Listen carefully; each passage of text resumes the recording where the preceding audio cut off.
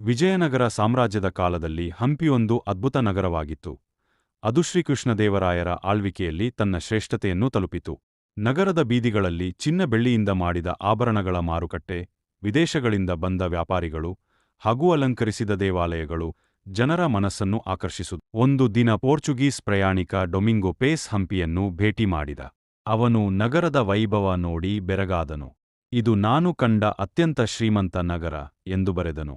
ಮಾರುಕಟ್ಟೆಗಳಲ್ಲಿ ವಜ್ರಗಳು ಸಾಮಾನ್ಯ ಕಲ್ಲಿನಂತೆ ಮಾರಾಟವಾಗುತ್ತಿದ್ದವು ಎಂದು ಅವನು ಹೇಳಿದ್ದಾನೆ. ಶ್ರೀಕೃಷ್ಣದೇವರಾಯರು ಜ್ಞಾನಿಗಳಿಗೆ, ಕವಿಗಳಿಗೆ ಬಹಳ ಗೌರವ ಕೊಟ್ಟವರು. ಅವರ ಅಷ್ಟದಿಗ್ಗಜರಲ್ಲಿ ತಿರುಪತಿ ವೆಂಕಟ ಕವಿಗಳು, ಅಲ್ಲಸಾನಿ ಪೆದ್ದನ್ನರು ಇದ್ದರು. ಕವಿಗಳು ರಚಿಸಿದ ಕೃತಿಗಳನ್ನು ರಾಜನು ಸ್ವತಃ ಓದಿ ಮೆಚ್ಚಿಕೊಳ್ಳುತ್ತಿದ್ದರು. ಆದರೆ ಈ ವೈಭವ ಶಾಶ್ವತವಾಗಿರಲಿಲ್ಲ. ತಾಳಿಕೋಟೆಯ ಸಮರದಲ್ಲಿ ದಕ್ಷಿಣ ಸುಲ್ತಾನರು ಒಟ್ಟುಗೂಡಿ ವಿಜಯನಗರದ ವಿರುದ್ಧ ಹೋರಾಡಿದರು. ಕ್ರೂರ ಸಮರದ ನಂತರ ಸಾಮ್ರಾಜ್ಯ ಕುಸಿಯಿತು. ಹಂಪಿಯ ಅದ್ಭುತ ದೇವಾಲಯಗಳು ಧ್ವಂಸಗೊಂಡವು, ಮಾರುಕಟ್ಟೆಗಳು ಬತ್ತಿಹೋದವು. ಆದರೂ ಇಂದಿಗೂ ಹಂಪಿಯ ಅವಶೇಷಗಳು ಆ ವೈಭವದ ನೆನಪನ್ನು ತಂದುಕೊಡುತ್ತವೆ.